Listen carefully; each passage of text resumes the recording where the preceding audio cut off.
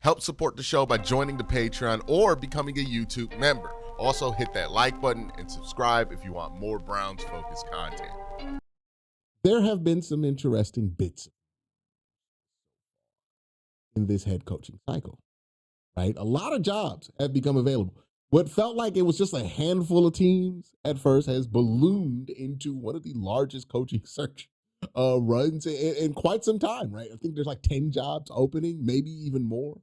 Might open up. I don't imagine anybody in the playoffs is going to fire their coach if they lose at this point. I think everybody's pretty happy with where they are. I mean, like if the Rams want to fire Sean McVay, I would beg Jimmy Haslam to give up everything he owns to get Sean McVay. But other than I don't think even that's happening. Obviously, if we look at the other jobs available in the AFC, yeah, they're not going to fire Sean Payton. Definitely not fire him. So this looks like it's going to be it, right? This is the market. And the reason we know it's the market is because of one shaky job that was on track to become available. The Buffalo Bills. Sean McDermott has officially been fired by the Buffalo Bills as the head coach of that team. So he's no longer going to be anymore on the market. Now, for longtime Browns fans, this might ring a bell. Now, I have to admit to myself that I am old enough and that this is old enough to be old news. Like you could be a Browns fan for like 5-7 years. You know, maybe you're 13, like 10 years ago, you really got into the team 8 years ago. You could be a 25-year-old Browns fan, a 25-year-old diehard Browns fan and not know what I'm about to tell you. But for those of us who've been around a while, we all know that this happened. So if we go back to 2015, when the Browns fired Mike Pettin and the Browns were on a new coaching search, there was a head coach search committee at the time. Now, on that committee, we know, at least we have pretty much over time sourced it to be. There was Andrew Berry, who was at the time the vice president of pro player personnel, I believe, something like that. This was before he left to go to Indianapolis he left to go to Philly for a year and then came back and got the Browns GM job. So we know that Andrew Berry was on that committee, Sashi Brown was on that committee, and Dee Podesta was on that committee. There was somebody else on that committee. Maybe it was Dee Haslam. That would make some sense there too. And then there's Jimmy Haslam, who was on that. Basically, the Browns interviewed a bunch of candidates in 2015 to take the job. Sean McDermott was the one that blew everybody away, right? Everybody loved Sean McDermott except for one person. We don't know technically who that one person is, but I'm going to tell you some details that are going to make it very clear who that one person was. See, the Browns did a vote on who should be the next head coach, or at least this committee did some kind of vote on what they felt about McDermott and if they should go forward with him as the head coach. That vote ended up 4-1 for Sean McDermott to become the next head coach of the Browns. There were 4 votes for Sean McDermott, 1 vote against Sean McDermott. Now, you're watching this video in the present. You will go, well, something must have happened because Sean McDermott never coached the Cleveland Browns, despite the fact that the committee voted 4-1 to go Sean McDermott. So imagine who that one vote is. Who could lose a vote in the Cleveland Browns organization 4-1 and get their way? Jimmy Haslam. Got to be Jimmy, right? Like, more than likely, Jimmy Haslam was the one vote. I don't know who the other 3, well, we know that 3 of the 4 votes, right? Sashi, Andrew, Dee Podesta. We don't know who that other vote is, right? Maybe that was the president of non-football operations that was involved in that. But that was the committee. That was the vote. That's how stuff shook out. The Browns did not hire Sean McDermott. They hired Hugh Jackson. They threw a big old party for Hugh, and Hugh went on to win 1 game in 32 tries. So that's the history of Sean McDermott in Cleveland. I don't know what kind of impact that left on Jimmy Haslam. I don't know what kind of impact that experience left on Andrew Berry. Most importantly, I have no clue what kind of impact that experience had on Sean McDermott, right? The interview for a job, 4 to 5 people you're interviewing to think that you killed it, but the owner said, no, I want you. I'm going to veto it. That's reportedly how that whole thing went down. So that is the history of Sean McDermott in Cleveland. For 10 years, it had been a giant what if in the city. What if we would have hired Sean McDermott? Do we take Josh Allen when we get the number one overall pick in 2018? Do we even get the number one overall pick? All these questions we had no answer to. Now, 10 years later, that what if is now a different question, right? The what if isn't what if the Browns would have hired Sean McDermott in 2016. The what if is, hey, could the Browns hire Sean McDermott in 2020? Now, again, to know the realistic possibility of this happening, we have to know what that experience left Andrew Berry with, because he might have voted for Sean McDermott, but maybe he wasn't excited about voting. We've all had that. Or maybe he was gung-ho about Sean McDermott and really wanted him. Maybe Sean McDermott said to himself, hey, man, if that guy's in charge, I want to be with him. Maybe he said to himself, this was such an awful experience in Cleveland that I don't want to take the job if it's ever available. We don't know what that is. All we know is that the Browns missed out on hiring Sean McDermott once. And that leads to speculation on possibly him taking the job in Cleveland the second time around. Now, that's the story of why Sean McDermott is interesting to the Cleveland. But you can't hire somebody based on a story. You can't hire somebody because you want to get something from 10 years ago. It's not good process, right? You have to hire somebody because they make sense for the job. So we're going to talk about that aspect of it after the break. First, let me thank my sponsor, Sleeper. Hey, have you ever heard of the Sleeper app? Well, here's a fun secret. It's not just for fantasy leagues. It's great for fantasy leagues. I personally have used it for years with my college friends to play fantasy football and to do pick'em leagues, all sorts of fun stuff like that. But the Sleeper app also gives you news. It gives you scores. You can also try to turn your football knowledge into real money. Just download the Sleeper app and pick more or less on your favorite players with more stats than any other daily fantasy app. Just choose 2 or more of your favorite players from pregame or live. Pick more or less from the predicted stats, and you could win up to 100 times your money if your picks win. Use promo code WORSTTAKE, and you'll get up to $100 match on your first deposit. Again, promo code WORSTTAKE. You'll get up to $100 match on your first deposit. Terms and conditions apply. Links are in the description. Okay. So that's the fun side of that conversation. Hire Sean McDermott. I'm sure Mary Kay will write a very narrative-based article. Not narrative-based, but a very narrative-driven article about the romantic story of the Browns coming back around. It'll be a fucking rom-com that Mary Kay writes in it. Be glorious. Mary Kay thrives on this kind of stuff. For as much as people give her shit about her reporting over the last few years, Mary Kay is very good at writing narrative, right? And sometimes she gets too involved in those narratives for her own good. This isn't a critique on Mary. A video about Sean McDermott. But Sean McDermott getting hired, the story writes itself, right? You'll see all the tweets. Oh, they missed out 10 years ago, and now they come back. I'm pretty sure, there'll be some nice, cute tweets about it and some stories and romanticism about it and all that stuff. But you got to ask yourself the real question. Does he make sense for what this job is in 2020? Because, yeah, it could be cool.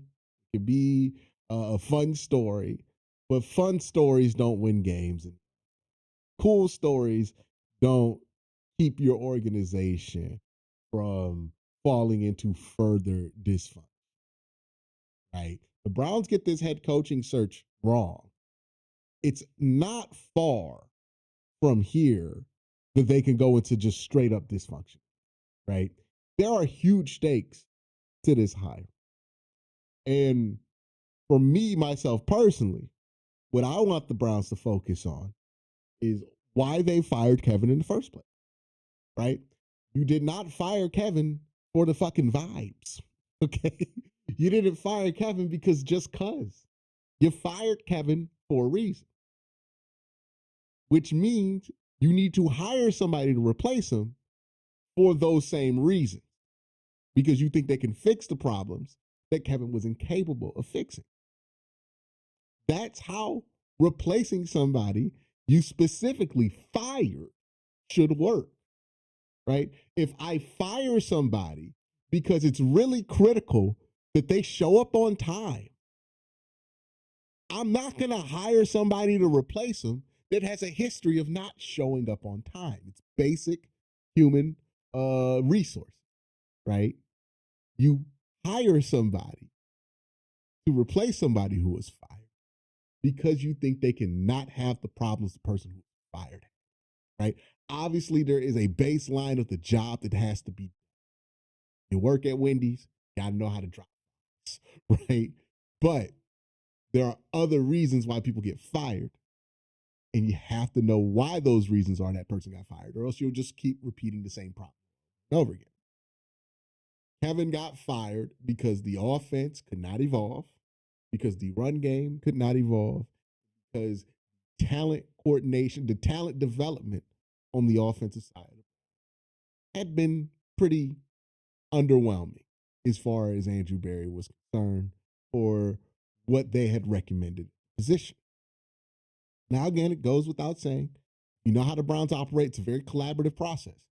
The position coaches are going to be involved in this. I talked about this in my Chad O'Shea video, right? Chad O'Shea is going to recommend guys that if Andrew says, hey, I want to draft a linebacker in the first 3 rounds, you know, the linebacker coach is going to have a huge say on who's at the top of that board. That's how this works. So they don't feel like Kevin's staff, and Kevin did a great job in that. Andrew Berry decided to move on from Kevin. Well, you got to find somebody who can do that. Now, when you look at Sean McDermott, you got to ask yourself, can he do those things? Does he make sense to hire when you consider why you're firing Kevin in the first place? What Sean McDermott is known for, he's a former defensive coordinator.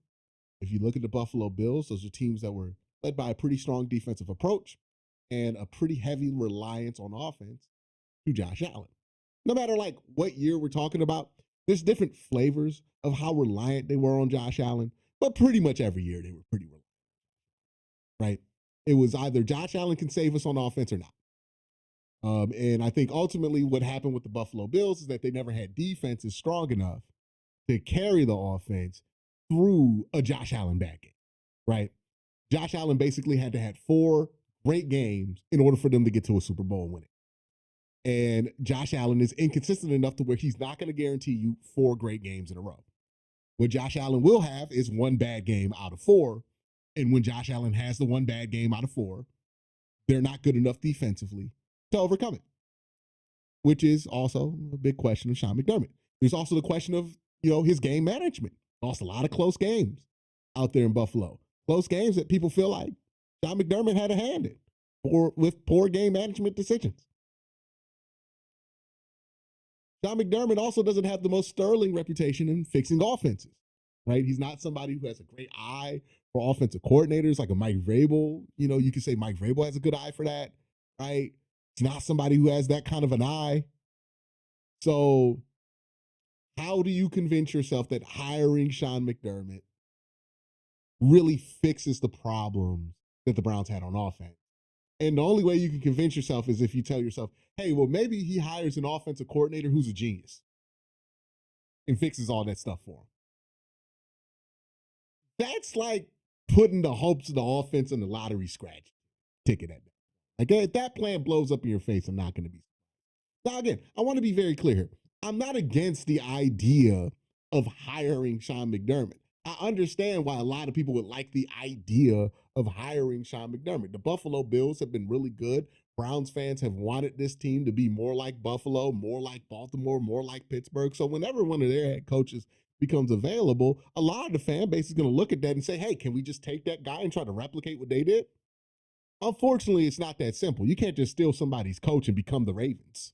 You can't steal Sean McDermott and become the Buffalo Bills without Josh Allen, right? The same way that nobody could just steal Bill Belichick and become the New England Patriots without Tom Brady. I mean, look at Bill Belichick out there in North Carolina.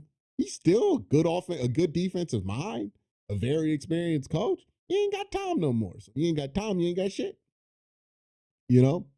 You're not going to replicate the level of success a team with a franchise quarterback has had without a franchise quarterback. You can have whatever coach you want, but that's a coach is not going to be powerful enough to do what a franchise quarterback can do.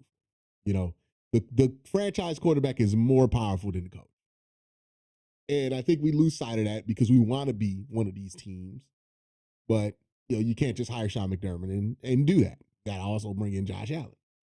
So that's kind of the thing with Sean. He would be a competent hire. He would be a hire that nobody would make fun of you for hiring. And he would be a hire that, at least at the very end, won't be embarrassing, you would think, because he's so experienced as a head coach. But will he answer the problems that you have on offense? I don't know. Not a great track record. Does he solve the reason that you fired Kevin for in the first place? Does this team get better with Sean? I don't know.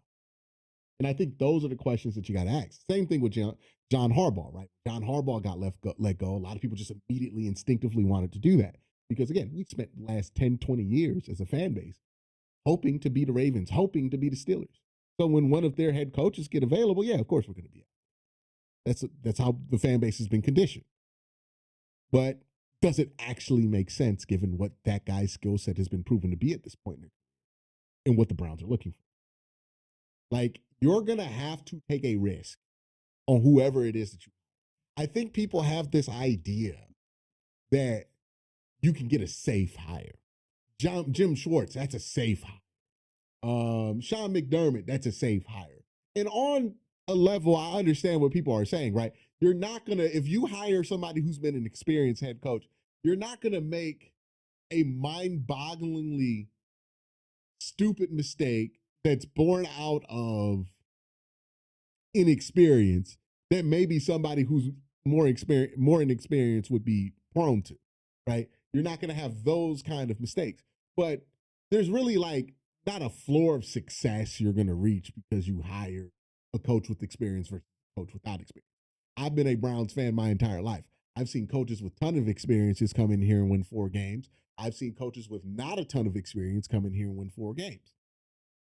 Seems to me that as long as you're breathing, you put a headset on, you can win 4 games in the NFL, unless you're Hugh Jackson, who had a ton of experience, by the way, right?